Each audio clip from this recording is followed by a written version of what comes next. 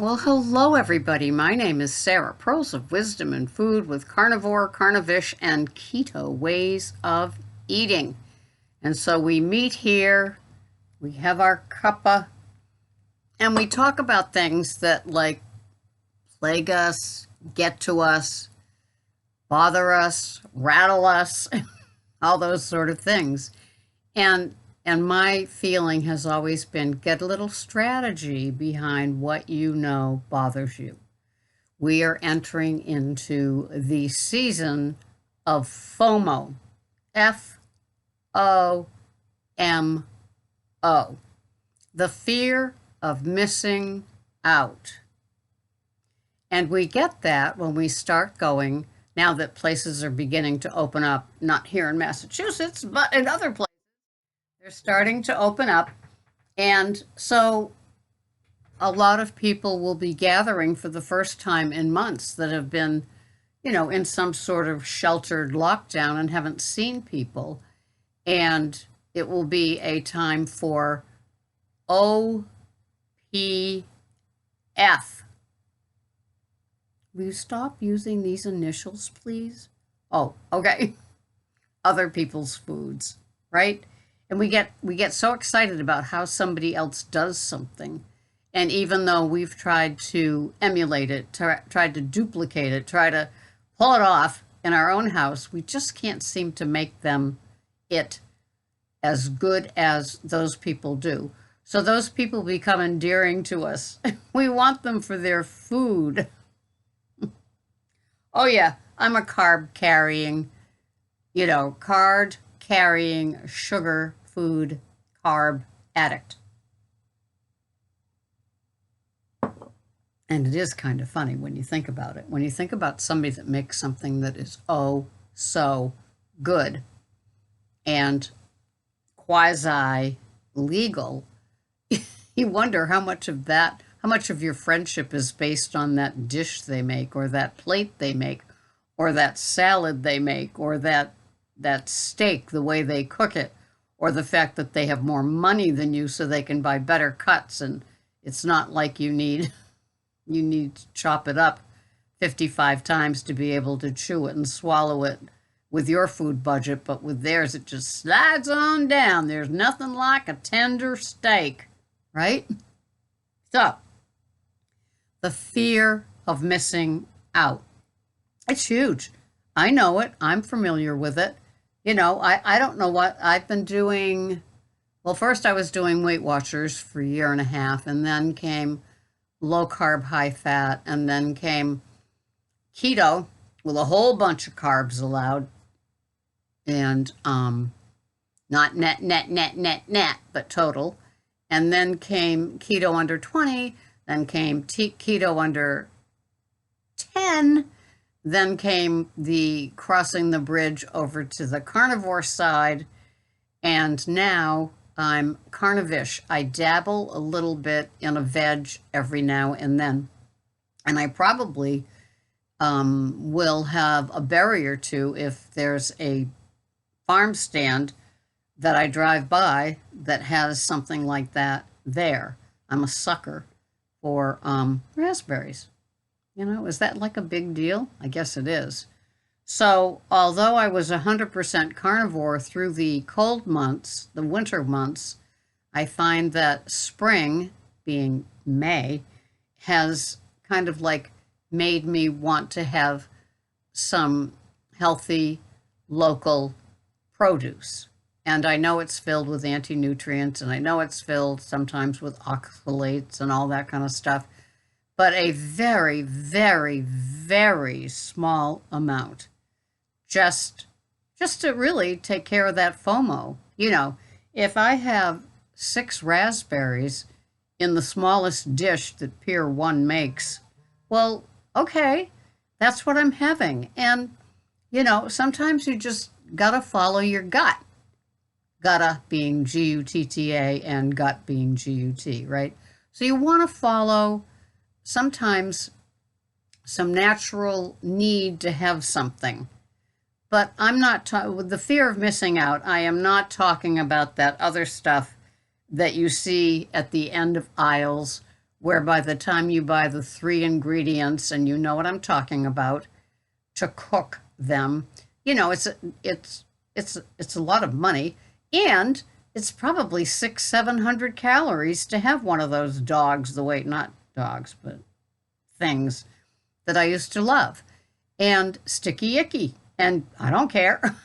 And so the fear of missing out is often seen at cookouts and picnics and family gatherings and, just reunions, all the stuff that happens in the summer, and especially this year, after we've been more than cooped up, we are going to be pulled to, Cousin June's, starchy salad, or Uncle Ernie's way of, buying those unbelievable steaks and cooking them, which is not a bad thing, right? But it's just, in other things, or somebody else's baked stuff, blah, blah.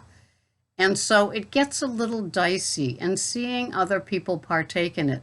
If this is your first year of being strict and you're not keto-fying everything, you're literally, just having a couple of veg, meat heavy, good fats, not any trans fats or seed oils, then that stuff's going to have an attraction to you. And you need to not have an alternative. We've already done that with the keto-fying, right? So we don't need to go down that road. But what you want is to be full and content and satiated with what it is that is on your plate. My feeling, or my way of doing something like that, is it's a one-plater, right? So I'm having one Chinette plate at a cookout, and everything that I'm going to eat that is considered that meal, whether I'm OMAD or TOMAD, is going to be on that plate. Just because the guy that's doing the cooking says, I got a couple of burgers left, a couple of dogs left, come and get them. And all of a sudden, my addict will think, oh, a burnt hot dog. Remember those days? Yeah, I'm going to go get a couple of those burnt hot dogs and get it out of the way, right? Not a good idea, because you could be having something that's mostly rather legal, like a hot dog. There could be some unknowns in it, but you know what I mean, like an all beef Oscar Mayer or something like that. Then if you're having it, it could open up the gate for the overeating, the close to binging, the all-out binging. And all of a sudden, I don't know about you, but whenever I've had my binges, my overeating excursions, which could be qualified as binges, when I've had them, I know I've had too much of food already. I've already had my quota. I don't need more. My OMAD was done. It was done in the double Chinette plates, right? And so I don't need to go back for more just because it's there, just because it's being pushed on me. And suddenly I think I can be keto for the rest of the day. You ever have those days? And so even though the stuff is legal or healthy or whole food or whatever, organic, any of those things, it still could be leading you down the path of overeating and binging. And once that happens, this disengages.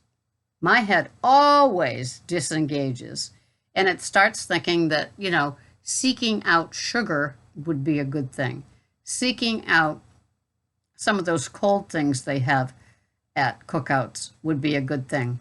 Or cut up stuff in a bowl would be an okay thing. Things that I haven't had for years. And we're not talking about the berry family here. We're talking about the other stuff, right? Sometimes they have seeds in them. Stuff that I used to binge on and think, well, it's only, right? You have to be very, very, very mindful of what you decide to put into your body. And there really are no substitutes for what your Ms. Slick is looking for, right? My Ms. Slick might want something, something, the end of the aisle sort of thing. And it's not like you can alternative that and be just as happy, right? I've already had that with Weight Watchers. I've already had that with low carb, high fat. I've already had that with keto-fying things. That is never, ever, ever the answer. It's a momentary solution to Ms. Slick banging on me right here. I can't have it. It's okay. You can have it. It's legal. Well, pretty much so. But even if it isn't, then you get it out of the way and you won't have to have another one. Yeah. Promises in the dark, right? Sure. So I can't go that way. And I know that I need to have at every cookout, picnic, barbecue, whatever you want to call it. It's the calling to overeat. It's the calling to have the wrong foods. It's the calling to invite your addict in to run the show. I can't do it. I can't. I remember, I tell stories all the time, but, Greg and I went to this like cookout and it was like 3 hours of cocktails. And it's when it was a Saturday and I have to go to bed at like 4 o'clock in the afternoon to get up to go to the police department, right? And so it's like, the party started at like noon. And it's like, where supposedly it was the special chicken with the special glaze and blah, blah, blah, blah, blah. And he insisted on cooking it. And well, everybody was so tanked up. And it's like Greg and I are like these sober adults and we're sitting there, thinking at noon we're going to be eating no later than 1, right? And those that wanted to keep drinking could keep drinking. But no, it wasn't that way at all. It was like, we are just going to drink for hours. And then I'm going to start this big barbecue pit fire to hold all these quarter of a chickens and everything else. Oh my God. Oh, I don't know what I did. I think I brought a salad, huge salad. And I think I just scooped out enough to have like a salad that I could add some hard-boiled eggs to. And we went home. That chicken was never going to happen, not in our lifetimes. So be careful. CYA with the FOMO. You don't deserve a treat. You don't deserve a cheat. You don't, because that's punishing. That's not rewarding. It's fine if you've been good through the month of May, through, since when the quarantine started in your state. That's all well and good, but that doesn't mean that you reward yourself with food. That got us into the fine mess that we're in all that time ago. And so, that's the problem, is that we've always put food around everything. When we're happy, when we're sad, when we've got an achievement, when we've had a graduation, a wedding, a this, a that. It's always been that. It's always been the reward for a job well done. And so in our small little world of being carnivore, carnivish, keto, we have to come up with what's a reward. Maybe it's that little snappy outfit that you're wearing that you bought at a store the first time you could go into a store in the last 4 months, and you bought it for this cookout and it fits.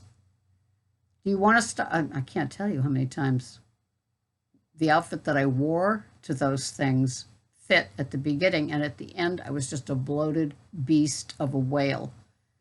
Oh, those moments, right? So you need to take care of yourself. You need to be aware that FOMO is going to be on your shoulder and convincing you that it's okay to have something that you might not want later. At that moment, you think it's a great idea. So just be careful. Be careful. Be aware. You're human. That stuff's going to be there. Those people are going to be there. They've got their quarantine, 30, maybe 15, 30 pounds. They don't care. They're on a tear. They've already bought the bigger clothes, right? Amazon, submit order. So they're all set. They don't care about being bigger anymore. To them, looking around at us, they say, well, everybody else is. to us, being people that have been quite the abstainers, maybe even moderators, we don't want to go there. We know that that's a line that we could step over and never come back from. Because when you're an addict, 1 bite is too many and 100 is never enough. Just remember that. Be safe. And if you don't know what's in something, then it's probably not a good idea to have it, right? Between the sugar, the carbs, the grains, regular table salt, all that sort of stuff. So be safe. Be safe.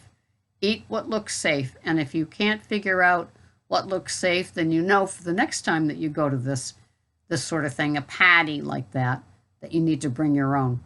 BYOF, and be safe. Thanks for watching, everybody. This has been Sarah, Pearls of Wisdom in Food, with Keto, Carnivore, and Carnivore. Join me again the next time. Thanks for watching. Bye-bye for now.